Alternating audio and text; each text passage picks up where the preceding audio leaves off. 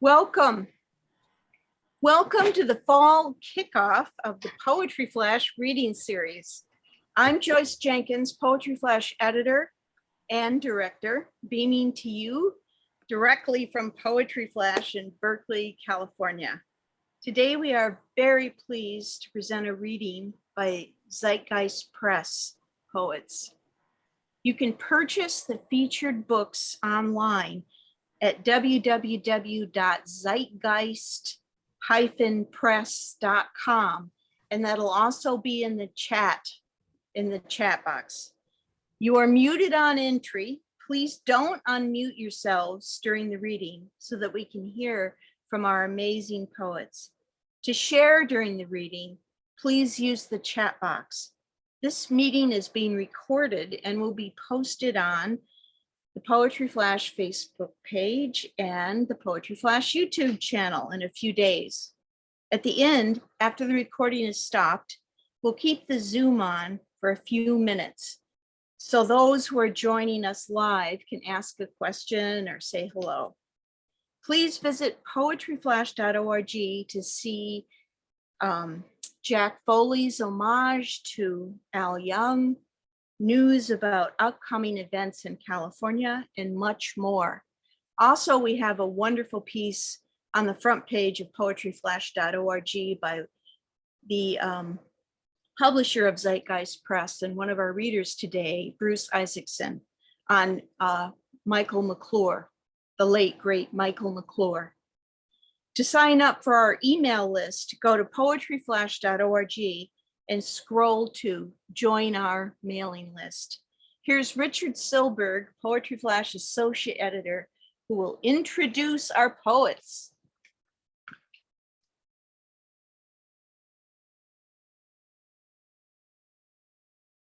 Hi, poetry fans. You got a wonderful tripartite reading today.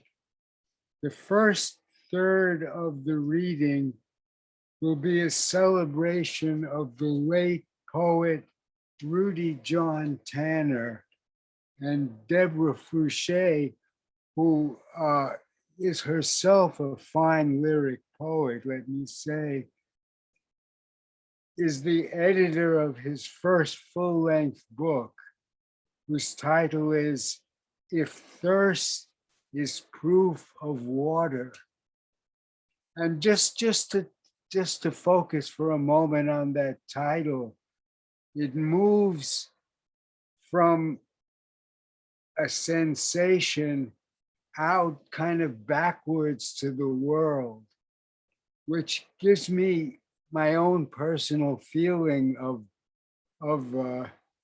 Rudy. I'm sure Deborah will have much more to say, but let me read a quick quote of Rudy's, which is this: why is every human being born with a need equal to its impossibility?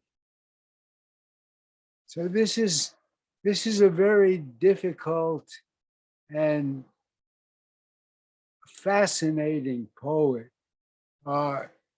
He tells a story about his father stabbing his mother when she was pregnant with him, not mortally, but it's not a happy story. And he himself was an incubator baby, so his first contacts with the world were with glass and with the inhuman, rather than his own loving mommy. So we're going to hear from him. Deborah, did I say that you were the editor of this book?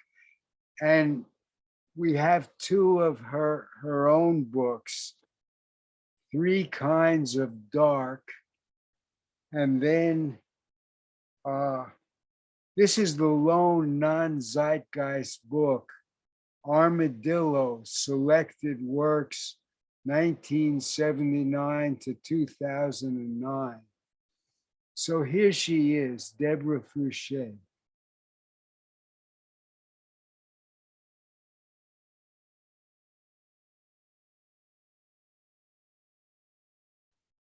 Of course, I forgot to unmute.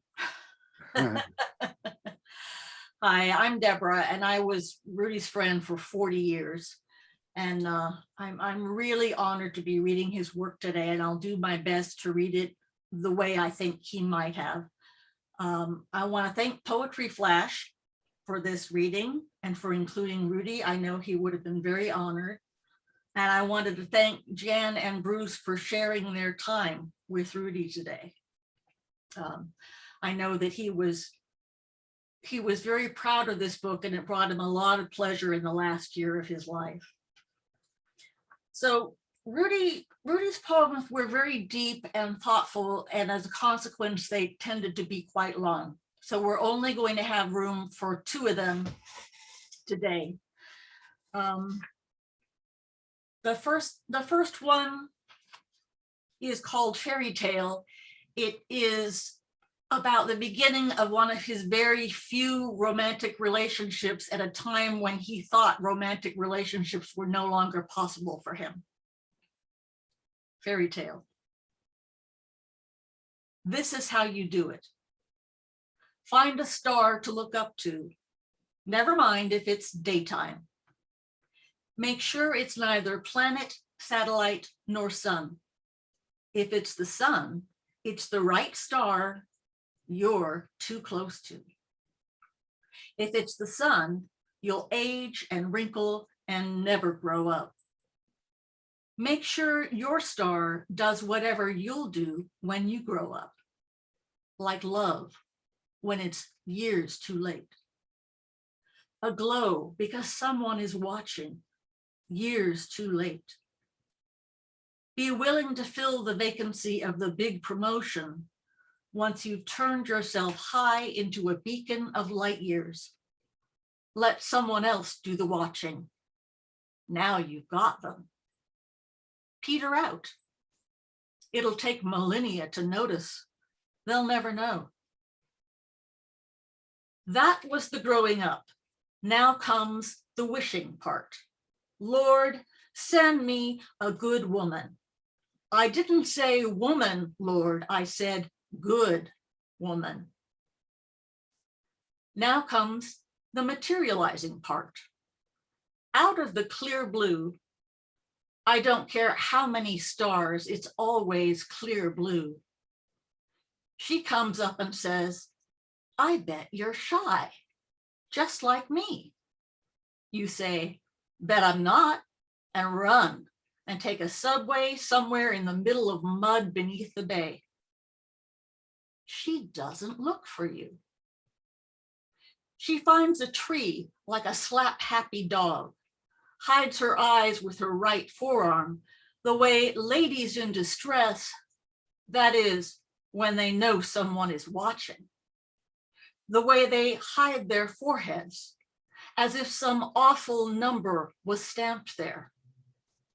She leans against the tree, some tree that's all grown up, and begins counting, ready or not, as if some awful number could come up out of the blue vein in her throat, as if every pulse had a number, as if every number had a price, as if every number was numbered and taken care of, like some stupid duck over her stupid brood, the sum of her parts, each stupidity after its own kind, nibbling its own down, and with its beak counting down. The way the knowledge you know all around you, beyond the clear blue, counts down. Sparrows fallen and known about, hairs on your head, numbered, diminishing, stupid.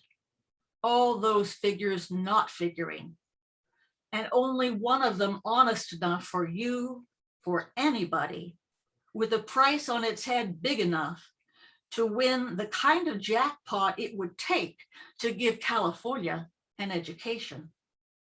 Like I say, some awful number that wants to grow up and become greater than the sum of its parts, like, say, a convention of Democrats. And you think you hear that very number in a dream, and you wake up and write it down, a telephone number you never heard of before, and you call it, and it is an answering machine, and it says, at the end of the tone, vote. I'll get back to you later, let you know.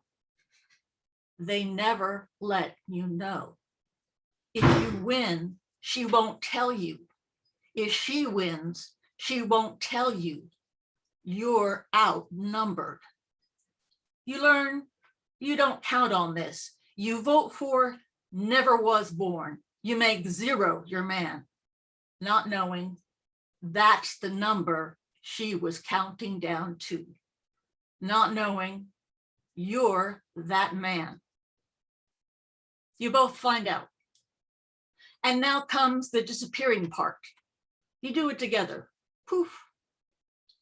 And who knows, maybe someone's even watching, someone jealous and calculating, an eye for figures, curved ones, big ones, someone you know all experienced in getting what they want, and now maybe even jealous and watching you like a star too close, and getting a tan from the glow, and getting wrinkles from the tan, and petering out, and years too late.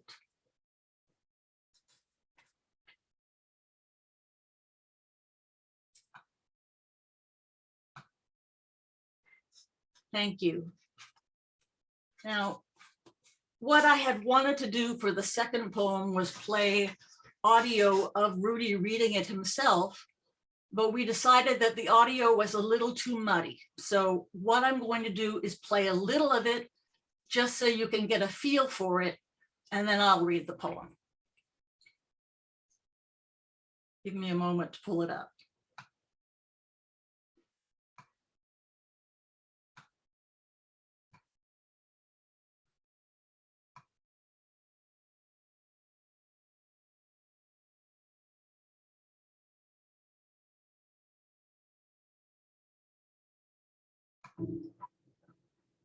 The accidental beacons of things worn away. It is simply an old thing, uninhabited as littoral finds. Frankly, it is flea market ilk. But when I slip my middle fingers through its twin accommodating rings, the remaining fingers do not have to be taught where to rest. It is no longer mild play or curiosity. It is my own flesh of blue and gold trimmed porcelain knuckles that extend of my hand, 2 end fingers and a thumb, while buckling 2 middle fingers under, like some obscene seeming gesture in sign language. In fact, very little removed from the sign for love. And so the queer attitude of my hand follows in my grandfather's fingerprints. His favorite shaving mug, or rather his only. The accidental beak. Okay. It's really lovely to hear his voice again. This is Rudy's best known poem, I think. The accidental beacons of things worn away. It is simply an old thing, uninhabited as littoral finds. Frankly, it is flea market ilk. But when I slip my middle fingers through its twin accommodating rings, the remaining fingers do not have to be taught where to rest. It is no longer mild play or curiosity. It is my own flesh of blue and gold trim porcelain knuckles that extend of my hand 2 end fingers and a thumb, while buckling 2 middle fingers under, like some obscene seeming gesture in sign language. In fact, very little removed from the sign for love.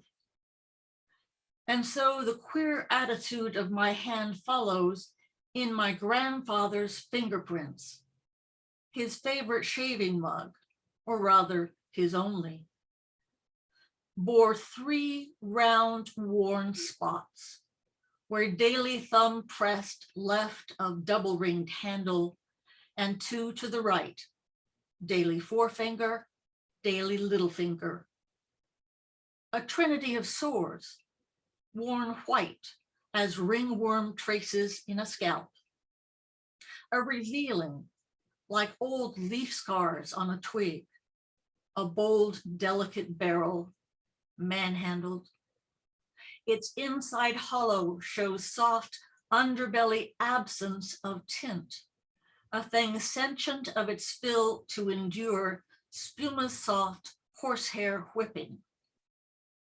The inner surfaces of the handle too, no longer pressed petal blue, where middle and ring fingers curled in, as my reenactment discovers for myself in a see and do aperçu. First thing every morning, where he had replaced it the morning before, he would take the vessel from its shelf, hold it, place it firm against the sink, where it did not rest so easily. Wade in the water, children. God's gonna trouble the water. On that altar, porcelain white as its inner surface, it waited every morning to be disturbed. I once mimicked the unseen molding of Pueblo clay, my fingers inculcating in the cliff-hued nursery steps the first lessons of pre-literate history. These indentations are the casts of human hands. And so I let my fingers grip depressions made from fingers that had gripped. And as I read with my own flesh and did not lose my place, as if fitting in a recessed braille, my fingers, sure as a clay tablet, could tell of fingers too old to be seen. But filling the baked earth's indentured memory, recurred by this shaving mug, the traces still bind of my apprenticeship's work, in reality play, the building of steps or what remains of them, sealed by the impress of fingertips beyond the park ranger's hat-rimmed shaded scan, polite as a bay beacon's forbiddance to touch. In that first and most rudimentary ways of learning, I know my grandfather would not likely have spilled in the pre-dawn his fine, fresh foam, any more than I in my careful spelunking of this glazed empty shell of his could drop the rare and cheap heirloom I try on for size. It is simply a thing old and quite literally worn, but feels so right. Like when I fold my hands, and unpriable as motherhood itself, not the hands, but the instruction between them. My left thumb lays over right thumb, and the fingers that follow intersperse themselves. But how do you explain that? The other way, no matter how many times with right thumb over and fingers interwoven accordingly, for me can never be natural. A living inheritance that, and something I, as abecedarian of first known forms, can trace to my father, and there at my father, cut off. For here the options of dominance end. My grandfather never crossed his thumbs, having only one arm. But with it, he fashioned attachments for the snug holding stub, and each custom nozzled by a spiral spring joint screwed on to his flesh, that he could fit and accommodate and literally wear the various chores and ingenious improvisations ordinary farming requires of ordinary men. But the first routine of an exceptional man was to swaddle in black silk that left flesh of my grandfather and tuck the shirt sleeve tight inside. I never saw that flesh. It never showed. Wherever there was flesh demanding a retreat, it never showed. I trace it invisibly, untruncate the left flesh at my father's breakfast table, where prayer was the first etiquette of daily routines, or rather chores. The bowed head exposes no throat, admits no blade. With the folding of hands on the table, Dad's left thumb over, my left thumb over, something I trace to my father, and there at my father cut off. And yes, shaving being the first of many daily routines of men, of ordinary men. This inordinate accessory of his I now grip like beer, with a frozen gesture of sign language in my hand. If the mug were invisible, my hand would look very little removed from the sign for love. But unlike beer wiped and smeared with the back of the wrist, here the thinner than butter knife harvest was a cleaner swath in the white froth around the mouth.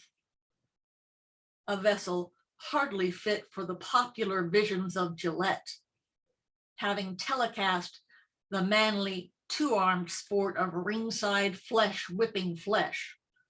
My own father called me a sissy for hating, as he must have been called by his father. Wherever there was flesh demanding a retreat, the same two-armed challenge to manhood. Our father passed down boxing gloves and all to my 7-year-old brother, who was branded by that same humiliation at school, a name not manly. And as for me, the first of many daily routines was to learn one hand at a time before putting them together on the piano, which I played in preference to the noses of bullies. How our fingers want to be taught where to rest. But when I affix my fingers around and in this receptacle never drunk from, as though appending my limb, I feel it completely in my grip. And judged by the 3 blurs of once blue attrited, and press my fingers where his fingers had to have been, as though mine were the fingers of Thomas believing in the wounded side of Christ. It is my own flesh that tells me in the first and most harmless of ways, to ask or look further is literally senseless, remote as pre-literate history. This he was willing to touch as a man. For he never touched his children except to correct, and never touched his children's children at all.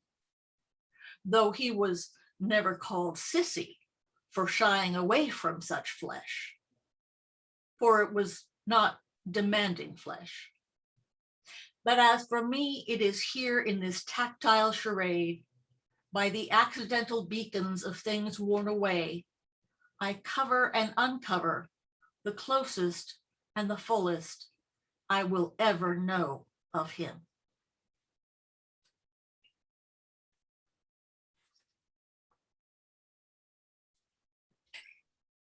Thank you Thank you so much. Thank you for allowing me to share Rudy's poetry with you.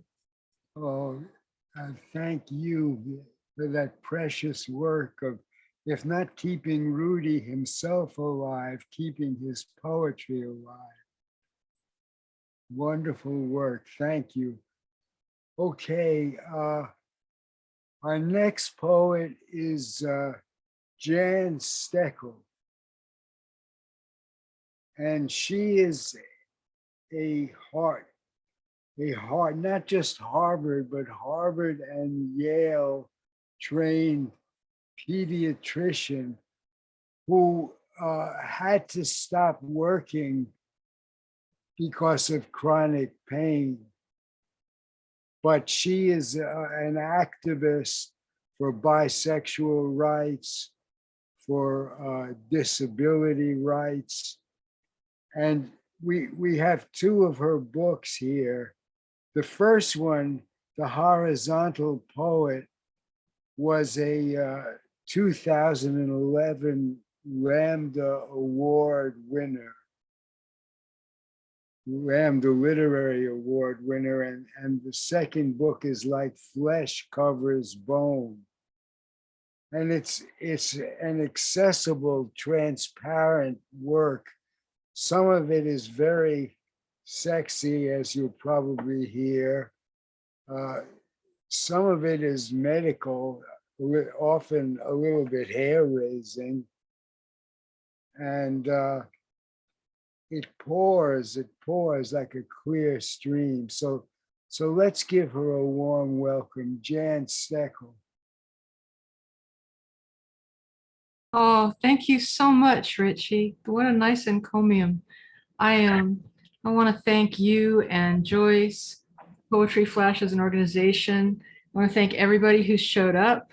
I'm so honored to read with my friends and colleagues, Bruce and Deborah, and I miss Rudy. And I wanted to show you really quick some Christmas ornaments that Rudy made, because he was such a polymath. He was good at like anything he touched. And he was such a good composer and writer. And he even had these visual and spatial talents. And I hear he did musical theater too. And I miss him. So I hope he's listening somewhere. I'm going to lead off with 8 poems from my 2018 Rainbow Award winning book, Like Flesh Covers Bone, which Bruce and Deborah recently brought out on Kindle. The first one is for Tamir Rice, who was killed by a policeman while playing in the park with a toy gun. The Fall. I don't want to be Joan of the narrative arc here, wielding my flaming sword of story to drive you out of my personal bleeding heart liberal paradise. But here's a prompt. Write a poem using the words Grant, Bell, Garner, Brown, Ford, and Rice. Employ a light touch, no sing-song or doggerel, no sentimentality, please, no rants. Attention to form, but not formality. Invoke all the senses. Let me see, hear, feel what the 12-year-old saw, heard, felt, waving that BB gun around the park, the gold and orange leaves of Cleveland, the smell of them rotting in rainwater, the black and white pulling to the curb, the crack, the pavement rushing up.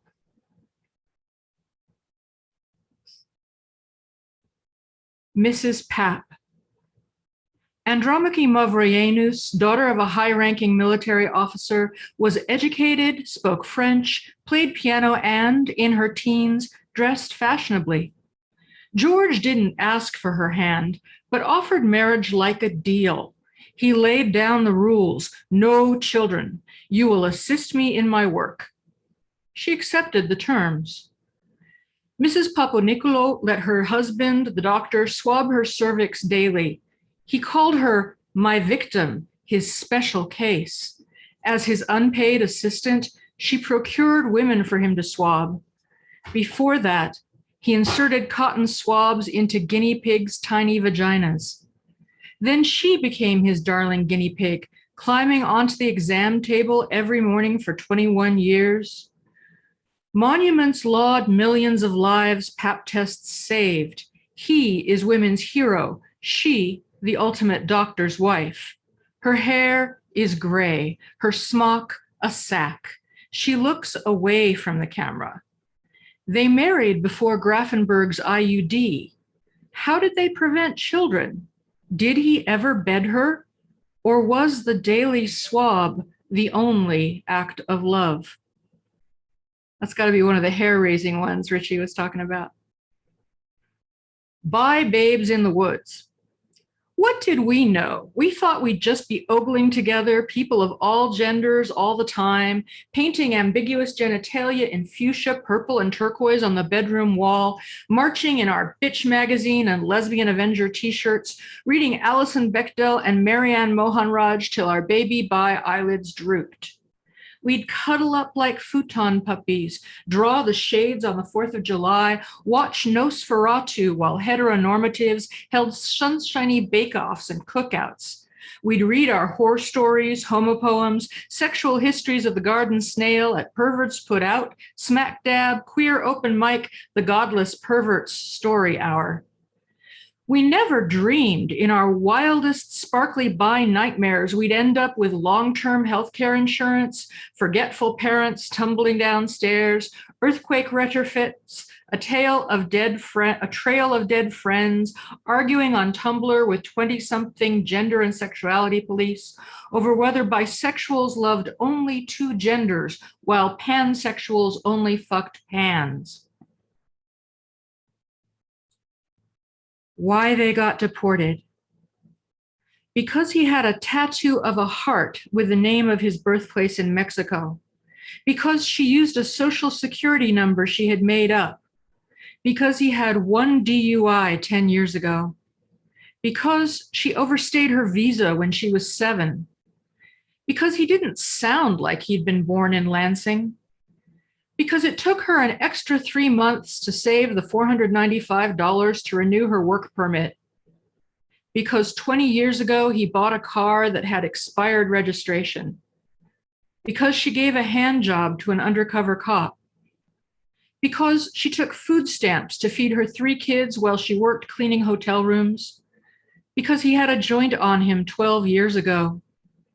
Because fire is hungry and famine walks the land.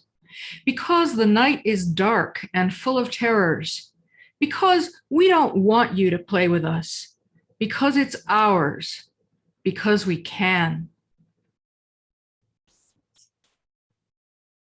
This next one has an epigraph by a fellow Oakland poet.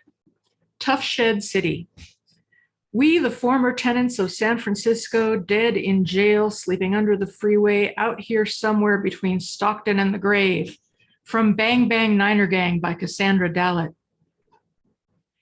She changed bedpans 20 years ago at Oakland Kaiser, got evicted for day late rent so the landlord could double it for tech workers forced in turn from San Francisco. She ran out of Vicodin, stole fentanyl from patients, got fired and banned, sleeps in the rail yard, shoots up to Barrett. He drove the bus in a 12-hour shift until ride-sharing shut down the line, couldn't find new work at his age, lost his house in the crash, lived in a sidewalk tent camp where denizens got hit by cars at the off-ramp. They drove a truck for a rainforest grocery till Amazon Fresh drove it out of the market. They squatted in a condemned warehouse with other non-binary people and artists till a space heater plus a tangle of extension cords sparked and burned queer spirit to the ground. He supervised parking lots, but his back went to shit, started drinking again to numb the pain, got fired, wife kicked him out, cleaned windshields at the gas station, slept under an overpass, got beaten up, still thinks it beats the shelter. All ended up in a tent city where neighbors emailed City Hall daily demanding their removal. One night, someone set the tents on fire. The city herded them into plastic sheds that used to be for rakes and spades, now stored other broken tools. Serendipity Doodah. Portland has a vegan strip club called Casa Diablo. The women don't wear leather or feathers. You can get a veggie hummus wrap or eggless egg rolls with your lap dance. Minimum tip is $2, so the topless barmaids only make change in $2 bills. Try to spend them anywhere else, and everyone in Portland will know where you've been. The women there don't wear lucite heels. They pole dance to grunge and strip off flannel shirts. Some keep their gold toe socks on when it's cold and kind of damp. One dreadlocked white girl wearing nothing but a black cowboy hat and tattoos touched the necklace Berkeley's bubble lady made for me. Is it labradorite? She asked. I didn't know. The dancer whipped out an iridescent stone from God knows where, switched on the flashlight of her cell phone. I don't know where that came from either. Indeed, her crystal glittered the same as mine. You can touch my titties, honey, she said. No nipple twisting, though. That's labradorite, all right. It's for synchronicity and serendipity. So the next one is an ekphrastic poem. And I want to thank Poetry Flash's technical wizard, Rosalinda, now for screen sharing the painting by surrealist painter Samuel Bach, on which it's based. Bach survived the Holocaust as a child. Ooh, there we go. All right. The Pincus. After God made or didn't make the world, he made or didn't make the artist Samuel Bach, whom he did or didn't drop in Vilna. When Sammy still drew with crayons, the Germans took his grandfathers to the forest outside Vilna and shot them. He started to draw with charcoal made from wood gathered in the forest. Two poets organized an art exhibit in the Vilna ghetto, invited the 9-year-old prodigy to show his work. The next year, the boys' grandmothers were taken to the forest and shot. The poets pressed into the 10-year-old's hands the Pincus, official record of the Vilna Jews, so that their stories, if not their lives, might be saved with the boy and his talent. His mother escaped with him to a monastery. All the boy saw in the Pincus was the blank spaces on the paper. He covered the backs of the fragile pages and the yellowed margins with drawings, like a scribe illuminating a sacred text. 10 days before liberation, they shot his father. Later, Bach painted over and over the absence of God reaching from heaven through the bones of a destroyed house toward the forefinger of war-torn man. Always in the background, showing through where God would have been, the crematoria smokestacks. So that painting is called The Creation of Man, and he painted several of those. So we can take that off the screen now, Rosalinda, thank you. And the last poem from my book is The New Age. Fishermen land sharksicles off Cape Cod. Frozen iguanas like blighted oranges drop from Florida trees. Down under, heat wave boils bats' brains in flight. Flying foxes litter the ground like baseballs at batting practice. A subtle moon watches. Bayous dry up. Forests conflagrate. Floods flash. Mud slides from mountains to ocean. A brown bear frozen mid-roar paws at nothing, dead on the beach, washed there from the national forest with twisted cars and splintered trees. The freeway is a river of muck over pieces of people.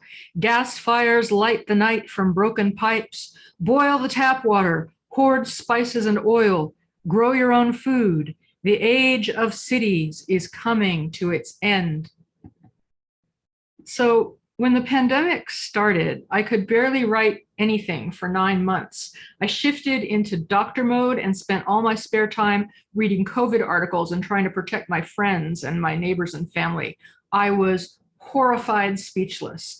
What finally got me writing again was my young cousin Max making me go with him to Cassandra Dallett's weekly generative workshop on Zoom on 2/6, and my last 4 poems were written there. Queen of Sheba Market. In the turquoise painted bodega in Samaná, you could get enough beans for one meal, a dollop of tomato sauce, a pinch of cilantro, a piece of an onion, everything aliquoted down to the atomic amount, the very smallest portion that could be priced. Because who had money enough for the whole can of tomato sauce, the whole onion, the whole pound of beans? You could get 2 aspirin folded into a piece of brown paper. You could get the news of just that day told to you in snatches of broken narrative, overheard, secondhand. In the hot pink hand-painted bodega in Oakland, you could get a whole can of beans already cooked and seasoned.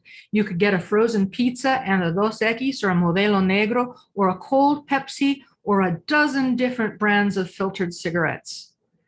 You could get pulled out of the bodeguita by a man who took the stroller from you with the kid in it and wheeled it calmly to the child's grandfather, who took the baby inside the apartment building, while the man returned just as calmly and began hitting you methodically in a businesslike way until you were dripping in tears and blood, and you would both have disappeared before the police called by the white woman arrived. There are bright bodegas everywhere. There are pale-skinned women calling the police, but too afraid to get out of their cars everywhere. I haven't written a poem yet for Rudy because he's the 10th friend of mine to die during the pandemic, and I'm still busy mourning Mark Hofstadter and Darian Lensel, the 2 poet friends of mine who died just before him. Darian Lensel was the son of Oakland poet Mark G., who used to run the Poetry Diversified reading. Death of a Poet's Son.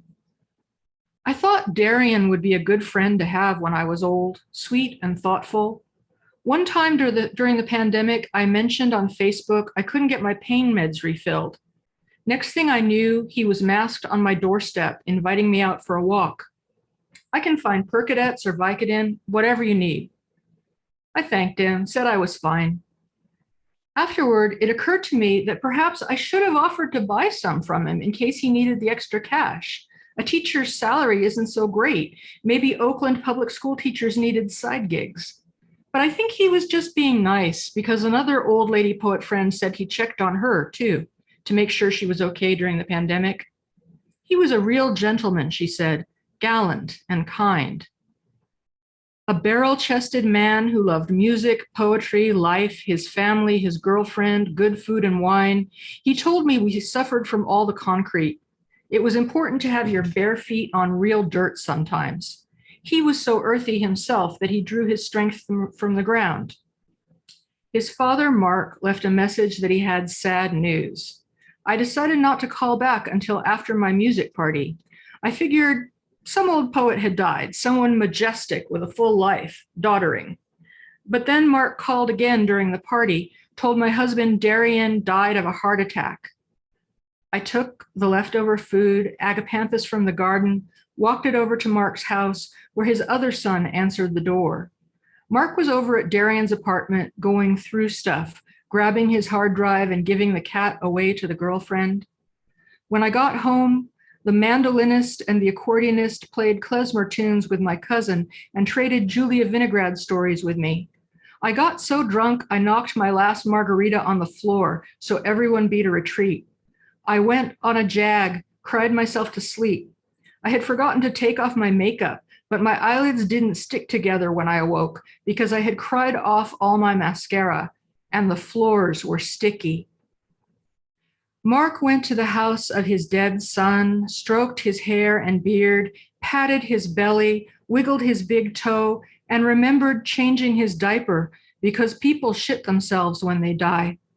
This wasn't Mark's first rodeo, being a Vietnam vet. He knew what happens and what to do.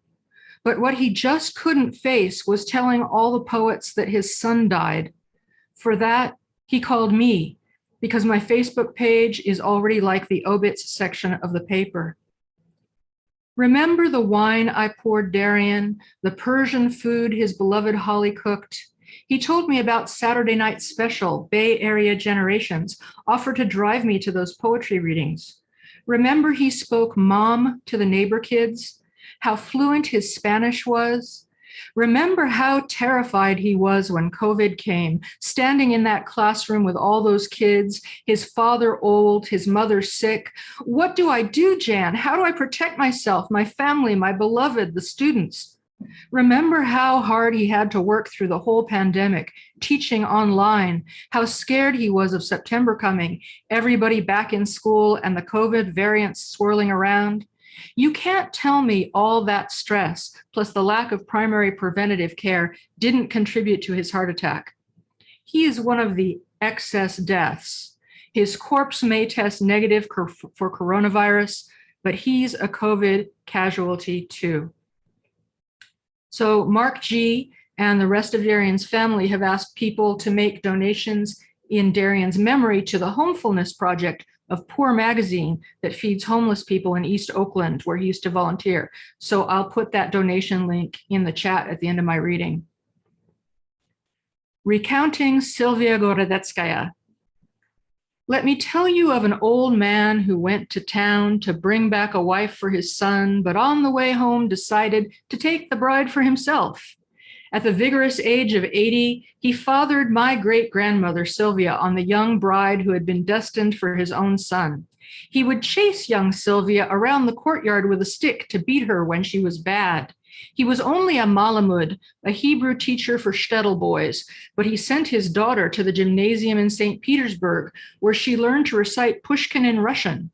At the age of 16, she saw a group of people marching past, chanting for bread. Bread was a good thing, she thought, so she followed them. When the police broke up the communist demonstration with bullets, she was shot in the throat. As soon as she could travel, her mother sent her to America to protect her from the Tsar's police. Her father didn't die until she was 26, far away in New York, running through husbands the way he had run through wives. She left my great-grandfather for a communist doctor when my grandfather was 16. His sisters went with her. My grandfather stayed with his father. When I was 12, she showed me the scar on her throat, recited a Pushkin poem to me from memory with gestures, gave me a silver dollar from 1906, the year she came over from Russia. Over lunch in a diner, she stage whispered that my great-grandfather, whom she had abandoned over half a century earlier, wanted it on the kitchen table, in the middle of the day, in front of the children. He likewise accused her of nymphomania. She walked 2 miles each day in her 90s and didn't die until my first year of college. Afterward, her lawyer called my grandfather, her son, who hadn't spoken to her in 50 years, to say that his mother left him $1 in her will. Donate it to charity for me in her name, said my grandfather. So my mom said she used to think her father was crazy, but then she visited Russia and realized he was just Russian. In a previous life, I was a pediatrician, and I'm going to finish with winter clinic. If you haven't seen 40 kids in 4 hours on a clinic night in winter, peered in 80 ears, listened to 40 rapid hearts, felt 40 hot foreheads, if you haven't prescribed antibiotics, diaper rash cream, humidifiers and inhalers, and given the nod to warm yerba buena tea with honey, if you haven't talked and listened in Spanish while writing notes in the chart in English, also listened to a tiny chest or gazed through a lens into a waxy ear, the drum red hot, if you haven't looked into the ears of the other 3 kids in the family, even though only one was registered for a 5-minute appointment, if you haven't talked a mother through it while you stuck a long needle into the spine of her 5-day-old infant and shown her the spinal fluid dripping out clear, told her how reassuring that was, keeping her still with your voice while you tortured her baby, if you haven't coughed yourself through a flu season in a pediatrics department, if you haven't worked 36 hours straight while panting with pneumonia, if you haven't got chicken pox for the 2nd time in your life at 36 years old, got pox in your throat and your vulva, on the insides of your eyelids, so when you finally came back to work, you could only drink milkshakes, if you haven't watched a 6-month-old die that you've cared for since she popped out of her mother's womb months early, if you haven't cried as you slow walked her code, looked into her parents' eyes as they said, "Let her go," then I don't want to hear your opinion over who should keep working through a pandemic, or who deserves a vaccine, or who is making money, or what you think doctors want, or why they do what they do. Thank you. You can find my books on the Zeitgeist Press website and on Amazon, and I'm going to put links for donation to Homefulness Project and for my work in social media in the chat. Can't wait to hear Bruce. All right. Thanks. And thank you so Thank much you. for those are some terrific poems. And if I had a sick child, I would at least want you consulting on the Thank case. you. Thank you. I would take care of them like they were my own. Okay, our final poet is speaking of Russia, as you were in one of those last poems, Jan, is my old buddy Bruce Isaacson, whose new book is Leningrad to Las Vegas, which is now, first of all, Bruce is really a worker in the poetry vineyards. He's publisher of Zeitgeist Press. He was a key organizer and the publishing arm of the Barbarian poets back in the 80s in San Francisco. He was the first poet laureate of Clark County, which includes Las Vegas, where he's doing the same kind of work. He's bringing Popo to the gambling town. Now, this book, Leningrad to Las Vegas. He's published some terrific books before, but in my opinion, this is his magnum opus. It really covers a major period, a whole cycle of his life, which will become clear. I think Bruce is going to begin with an elegy to Olga, and that really will explain what I'm talking about. So now Bruce he can use slang, he can be lyrical. He's got the whole world in his hands, as it were. Let's give him a warm welcome, Bruce Isaacson. Thanks, Richie. Thank you so much. I hope you guys can hear me okay. Somebody do a thumbs up if you can hear me. Thank you. Thank you to Poetry Flash, Joyce and Richie. And God, what two incredible readings. Deborah and Jan, gosh, you guys were wonderful. I'm gonna start out just changing everything up like I do at the last minute. And I want to start by just reading a poem I wrote today for Rudy. Okay, it's very short. Mild-mannered, gentle man with lightning hands all over a piano.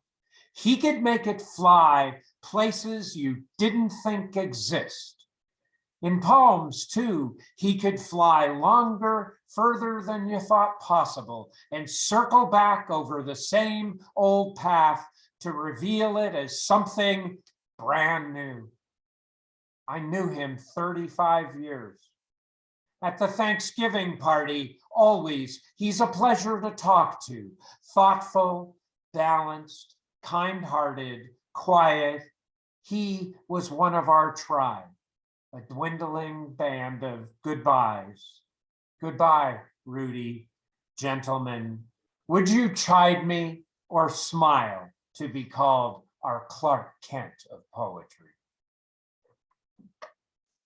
And so that's today. And I have to say, Deborah has written the most fantastic poems for Rudy, but I'm going to switch over and read Who Deserves to Be Remembered, but I'm going to switch and read from the book. And I think I decided to, sorry, Richie, to change everything up and just read at the last minute just read a couple of the early poems. This book is a collection of travels that I did in Russia in 1992, immediately after the Communist Party fell as a ruler of Russia. And I met a Russian woman. We were married. I went to Russia, lived there in a very native fashion for about 7 months. That's where my family was from, Belarus. My grandfather was the rabbi of Koidanov, a city in Belarus, which was subsequently named Dzerzhinsk. But let me just read poems. This is a found poem. It's called Moscow Personals Ads, and it's actually selections from Moscow's Argument de Fact, which is with a circulation of 15 million, the world's most widely read newspaper. 1. I am 85 years old. I'm in love with the TV serial Los ricos también lloran, the rich also weep. I promise to leave my legacy to the person who can tell me when and how it ends. And they published his address and his name there. 2. I know 86 methods of fraud. I will trade one for another or sell the entire collection. And his address was published. 3. I am sick. I can't walk or go out far. Doctors say a cure is possible if I can have someone close to love. I'd like to meet a man who will love me as I am. I am 18 years old. I can do everything with my hands: cook food, wash clothes, clean an apartment. Who were you? Student, soldier, released from prison, orphan? Be a kind man. Be close to me. Alona. And her phone number and address were published right there in the newspaper. 4. A drunk doctor in an ambulance dragged me when I was unconscious to the morgue. When I woke up, I saw terrible things. I will tell all to all who want to hear. And the address given. 5. I'm looking for partners in a mobile slaughterhouse. When private slaughterhouses kill their livestock, they lose the stomach and the blood. I have an idea for a better system. Contact me at, and his family name, Konovaliev, translates roughly as horse doctor. 6. I did my time in prison for killing my unfaithful wife. I've taken my daughters from a boarding school and want to begin a new life. Family and friends have turned away from me. I want to find other people who've had troubles to help me start again.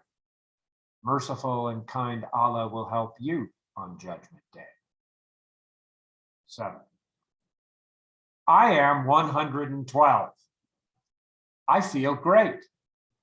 My loving wife is 106. We've been married for 90 years. For all those who want the secret of this life, contact and the address for Tbilisi, Georgia, I've since unfortunately misplaced. This next poem, I'm going to do a share screen and hopefully it's going to work. And this poem, because this is a poem that's taken from a photograph. So let's see if this works. Did that work? Yeah. Poem for the Unknown Girl. For Masha Bruskina, one of the first Jews executed by Nazis in Russia. I saw 2 pictures in the New York Times. One shows a frightened boy on your left and a beaten man on your right. But lovely, you stood at ease. In the other picture, your back is facing me, your left hip extended and relaxed, as one of the uniformed men is fixing the noose around your neck. And I'm sorry I can't see your eyes. And I'm glad I can't see your eyes. And you were 17, and I am nothing. I love you, and fall open as the trapdoor beneath your feet.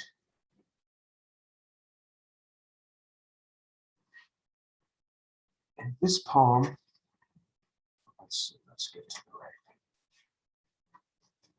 Here's a poem. I wanted to do a poem about what it's like to be married. So this is it. In bed with her sleeping curled up into me, looking up to the ceiling, can't sleep. Why? Just can't. White June night glowing in through the open window. 6 months tomorrow, 6 months. So this is being married. She has such trouble sleeping, a terror without sleep. Don't want to move too fast and wake her. She needs sleep. Atlas girl, carrying the weight of disciplining the boys, all those dreams, housework, Len film, me. We argue enough. She's stubborn. I'm impossible. Fighting, okay, but like mom says, learning to fight fair. That's being married. She rolls a little to the left. Damn narrow Russian bed. Got to roll a little right to balance. Warm head now on my shoulder. I've actually found someone who can live with me. Healthy now, feel good. Wish we had the visa. And what to do about money? Have to find work, new life back home. 3 years, school, poems, publishing, now supporting a family. Family, that's love. That's got to help with poems, right? But how many I knew got married, lost interest, dried up? What to do in this obscurity? Must learn Russian, work more. What about medical, insurance, dental? 3 people all needing teeth, a Soviet fortune. This is marriage, I'm thinking, at the 2 a.m. ceiling, her feet rubbing lightly on my toes. Strange eternity, the way her body continues to twitch and move in sleep. And my own, ceiling eyes, narrow bed, problems, a soft face turning on my shoulder, trying to turn along with it. And this poem, yeah, thank you. Let's see, I'm going to skip this political thing. I want to do a poem because Jan's poem about immigrants was so very strong. And I just want to do a poem about an immigrant because I was from a family, from an immigrant family. So this poem is called How Are You Doing? She'd been working the salad bar about 2 weeks when he caught her. A moment without anything in her hands, came up and just blurted it out. How are you doing? He was a wiry guy with brown hair and black glasses, 40-ish, large birthmark on his cheek. He was the boss. And so she stood there and stared because she didn't know what to say. Maybe he was trying to make a point, like she wasn't working hard enough. But she'd been cleaning all around the salad bar, picking up lettuce that had fallen in the macaroni, wiping up cottage cheese spilled on the floor, but everything was clean. So what did he want? She didn't understand because her English wasn't too good. And she'd try to explain that she was just learning English, and they'd say, seems like you're doing great, and go back to talking like computer chips. So this time she just stood there, staring at the mole on his face, a large brown spot with 1, 2, 2.5 hairs growing out like geraniums from a pot. Are you happy? He said, and twitched off a small smile, revealing his teeth to let her know this wasn't supposed to make her nervous. Are you happy? This she understood what to feel, how to say. In Russia, I am taking 2 degrees.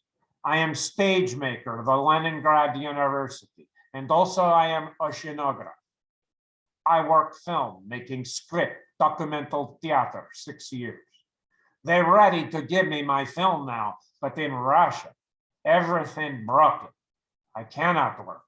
So I come to America and make 450 salad bar. She stopped and stared at her. Well, I could move you to pouring drinks. She knew the kid at the drink counter. He was trying to get his family from El Salvador. No, she says, he's not necessary. So you are happy? She paused long enough to count, then put on her most simple-minded peasant grin.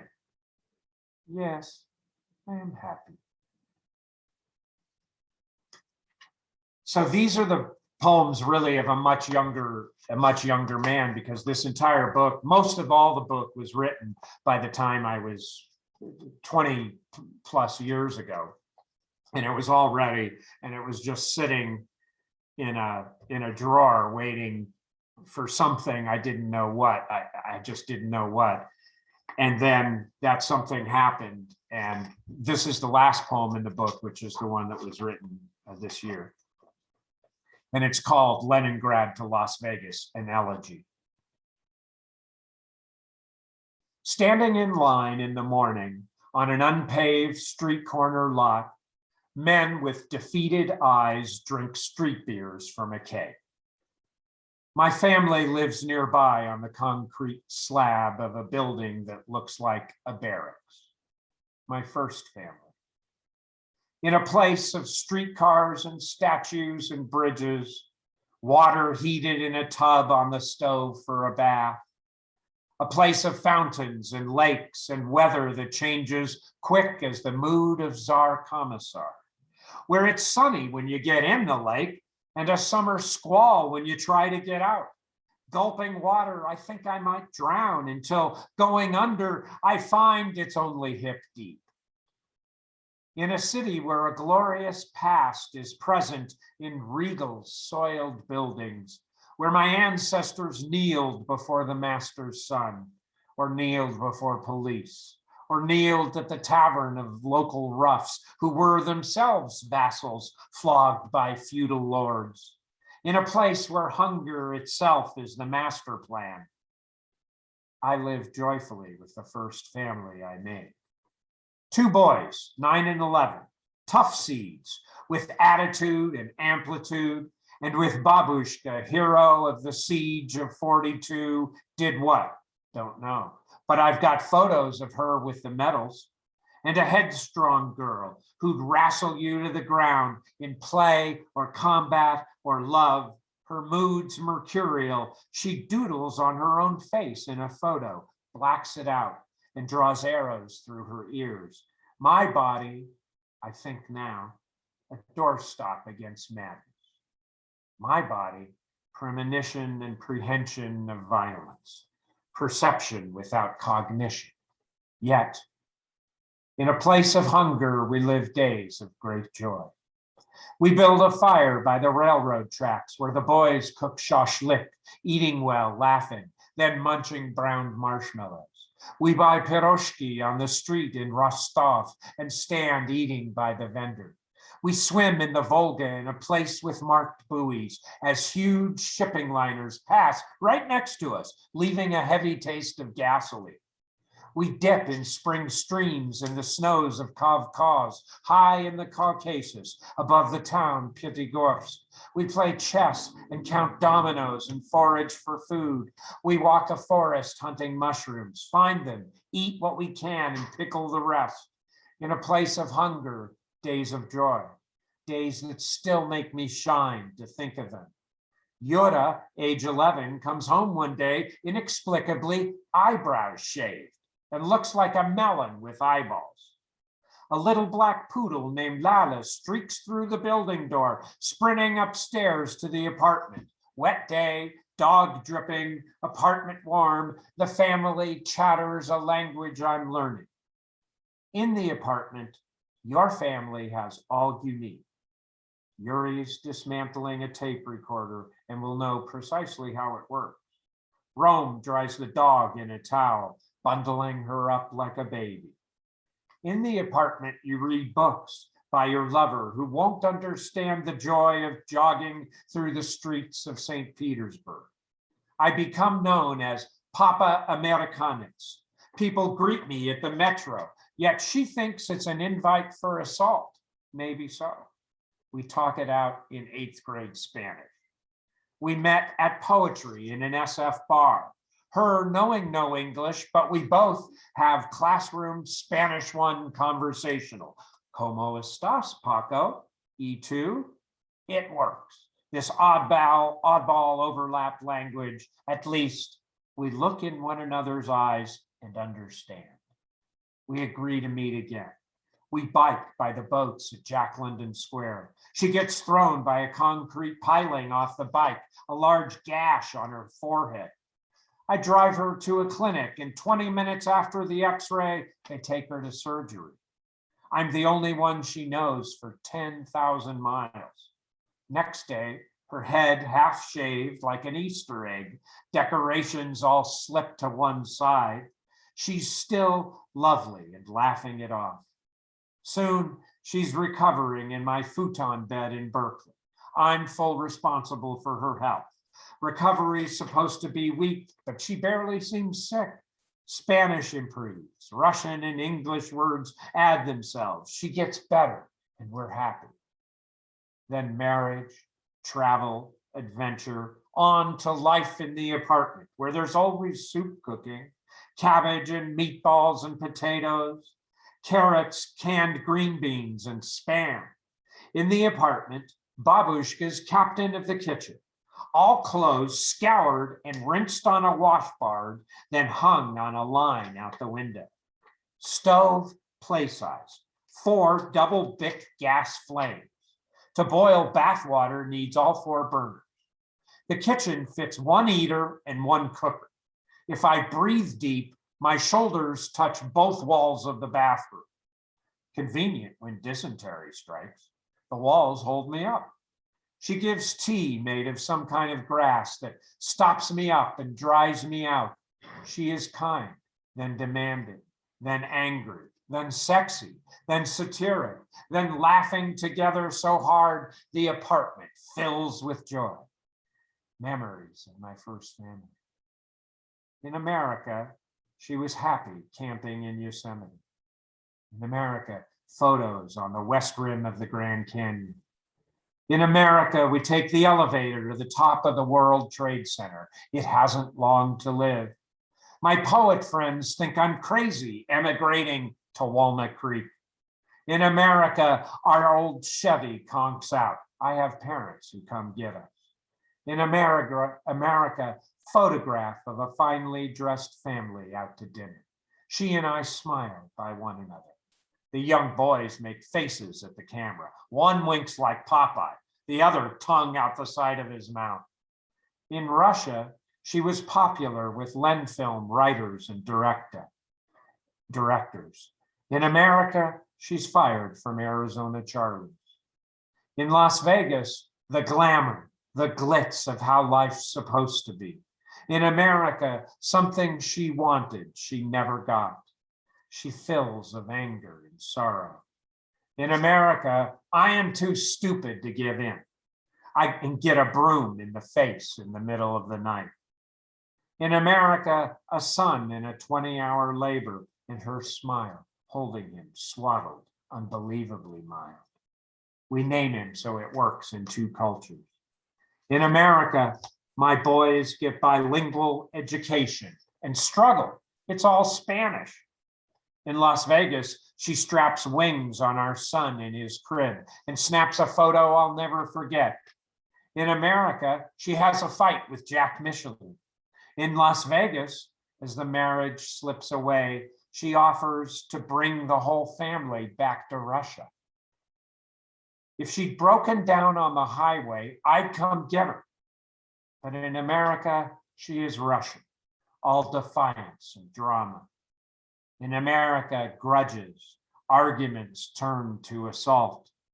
She lives on here 20 years, somehow by her wits, where she knows almost no one. Why? Now, it's all gone to the stew of the sorrows of the world. Everything had long ago been said between us.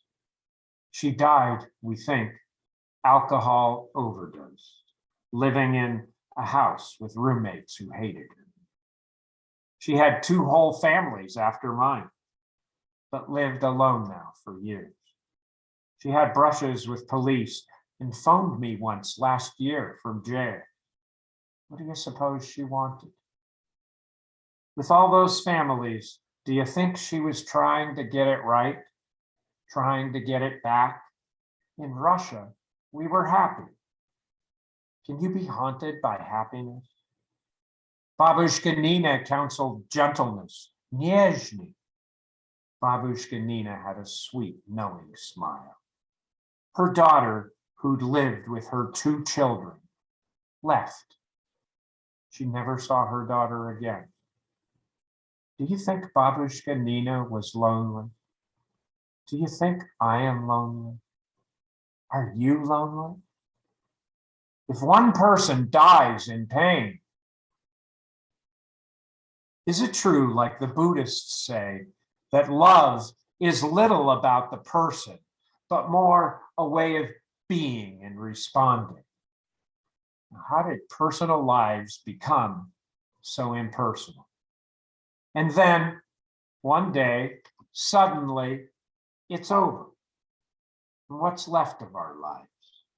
A dinner with 4 young men in Las Vegas to sort out her affairs, each knowing Russian and American ways with all her spirit in their eyes. I snap a picture.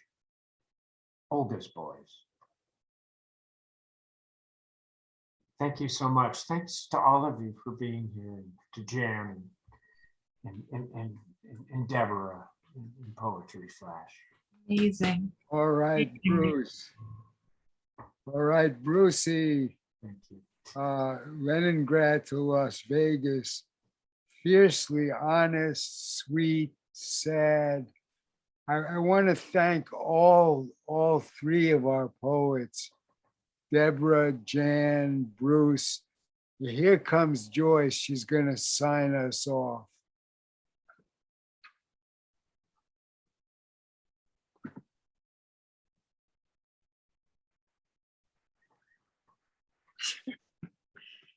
Hi, thank you for that wonderful reading.